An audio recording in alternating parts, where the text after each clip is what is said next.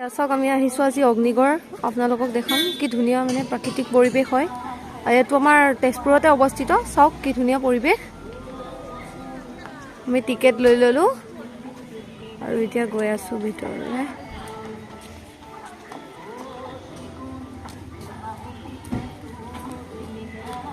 কিমান কৰি ইয়াতে 30 টকা আৰু সৰু পোৱালি 8 বছৰ তললৈ 10 টকা দুটা টিকেট দিবচোন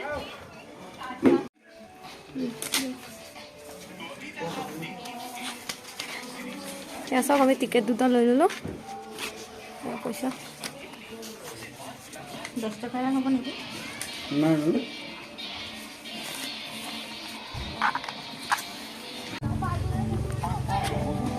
নমস্কাৰ ছাৰ এয়া আপোনাৰ নামটো মোৰ নাম মনোজ কুমাৰ দাস কিমান বছৰ কাম কৰিছোঁ আমি এই দিশৰ কাৰণে মই ইয়াত 2001 আজি 30 বছৰ হৈ গ'ল ছাৰ ইমান বছৰ কৰি আছে কওক ছাৰে ইমান বছৰ ইয়াতে কষ্ট কৰি আছে আৰু ইয়াতে সদায় মানুহ আহিয়ে থাকে নহয় ইয়াতে সদায় মানে বহুত মানুহ থাকে চাওক এয়া ধুনীয়া আমি গৈ আছোঁ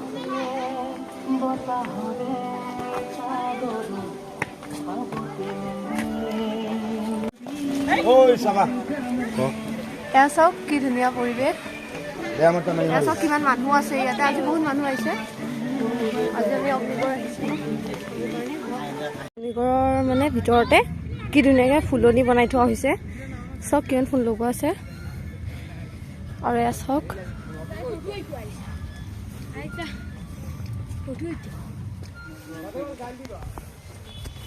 এটা বহুত ফুল গছ লগোৱা আছে দেখাইছোঁ চাওক এয়া চাওক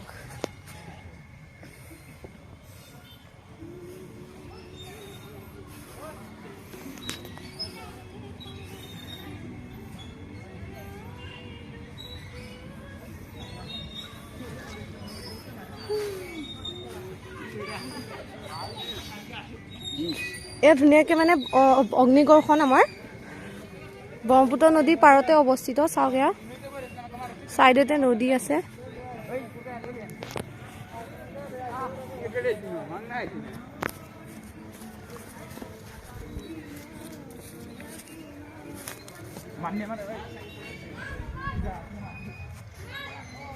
চাওক কি ধুনীয়াকৈ মানে ঝুলনা আছে ইয়াতে আৰু খেলিবৰ কাৰণে সৰু পোৱালি ধুনীয়াকৈ এইবোৰ সজাই থোৱা হৈছে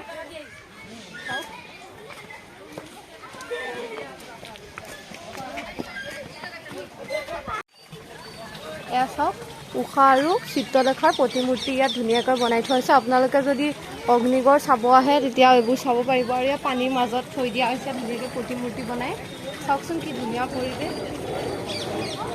লেফ্ট ছাইডৰ গৰাকী উষা হয় আৰু ৰাইট ছাইডৰ গৰাকী চিত্ৰলেখা হয় চাওকচোন এয়া চাওক অগ্নিগড়ৰ ভিতৰত এখন মানে কেণ্টিন আছে আপোনালোকে ইয়াতে চাহ আহিলে খাব পাৰিব আৰু ইয়াতে ফটোশ্বুট কৰিবৰ কাৰণে মানুহবোৰ আহে ওপৰত উঠে আৰু ফটোশ্বুট কৰে ধুনীয়াকৈ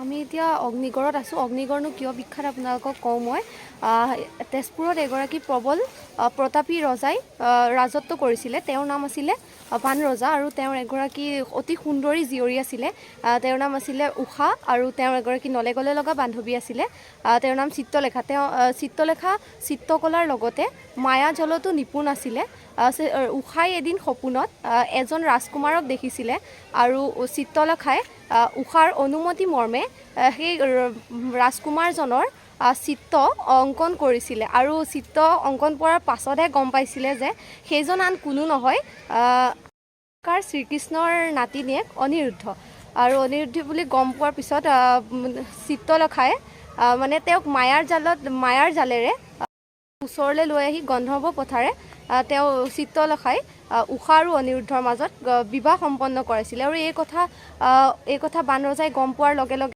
অনিৰুদ্ধক কাৰাগাৰত বন্দী কৰি ৰাখিছিলে আৰু উষাক অগ্নিগড়ৰ ভিতৰত বন্দী কৰি ৰখা হৈছিলে আৰু অগ্নিগড়ৰ গোটেই চাৰিওফালে অগ্নিসংযোগ কৰি ৰখা হৈছিলে যাতে বাহিৰৰ পৰা কোনো ভিতৰত প্ৰৱেশ কৰিব নোৱাৰে আৰু চাৰিওফালে অগ্নিসংযোগ কৰি ৰখাৰ বাবে সকলো সময়তে ইয়াত অগ্নি জ্বলি আছিলে আৰু সেইবাবে এই ঠাইখনৰ নাম অগ্নিগড় ৰখা হয়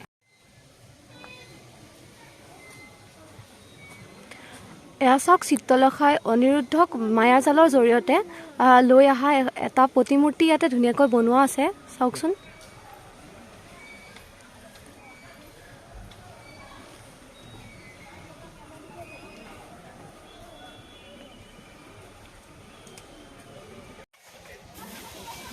এয়া চাওক মই আপোনালোকক আগতেই কৈছিলোঁ যে চিত্ৰলেখাই অনিৰুদ্ধ আৰু ঊষাৰ মাজত গন্ধৰ্ব পথাৰে বিবাহ সম্পন্ন কৰিছিলে। এয়া চাওক ইয়াৰ প্ৰতিমূৰ্তি ইয়াতে অংকন কৰি থোৱা হৈছে। ইয়াতে লিখাও আছে গন্ধৰ্ব বিবাহ বুলি।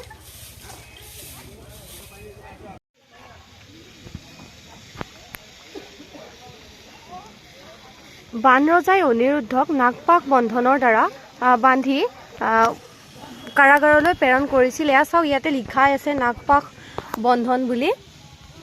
নাগপাশ বন্ধনৰ দ্বাৰাই মানে বানৰজাই অনিৰুদ্ধক কাৰাগাৰলৈ প্ৰেৰণ কৰিছিল। এয়া চাওক আমি অগ্নিগড়ৰ ভিতৰত একেবাৰে ধুনীয়া ঠাই এডোখৰ আহি পালোহি। এয়া হৰিহৰৰ যুদ্ধৰ মানে প্ৰতিমূৰ্তি ধুনীয়াকৈ বনাই থোৱা হৈছে। এয়া কৃষ্ণ আৰু মহাদেৱৰ মাজত যুদ্ধ হৈ আছে আৰু ব্ৰহ্মাই আহি ৰখাইছে। এয়া চাওকচোন কি ধুনীয়াকৈ বনাই থোৱা হৈছে ইয়াতে।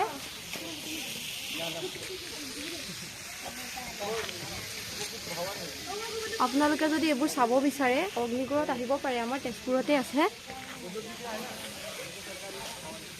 ইয়াৰ ভিতৰত নোসোমাব আপোনালোকে, ইয়াত লিখি থোৱা আছে ইয়াৰ ভিতৰত নোসোমাব বুলি। এয়া চাওক ইয়াতে ধুনীয়াকৈ বেঞ্চ এটা ইয়াতে বনোৱা হৈছে, এটা ভেকুলী বনোৱা আছে। চাওক দুটা আছে ভেকুলী। এটা ধুনীয়াকৈ ফটোশ্বুট কৰিব পাৰিব আপোনালোকে আহিলে।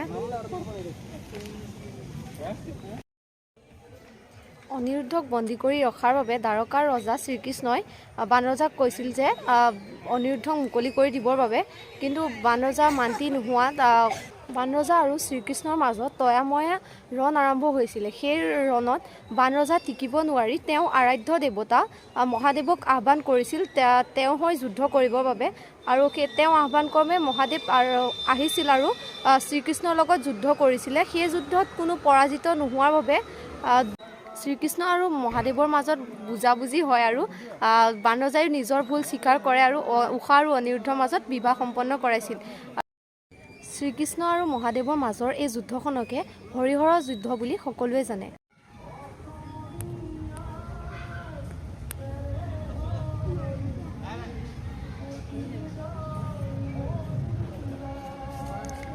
এয়া চাওক বানৰজাই শিৱক আহ্বান কৰাৰ এটা প্ৰতিমূৰ্তি ইয়াতে ধুনীয়াকৈ বনাই থোৱা হৈছে চাওক।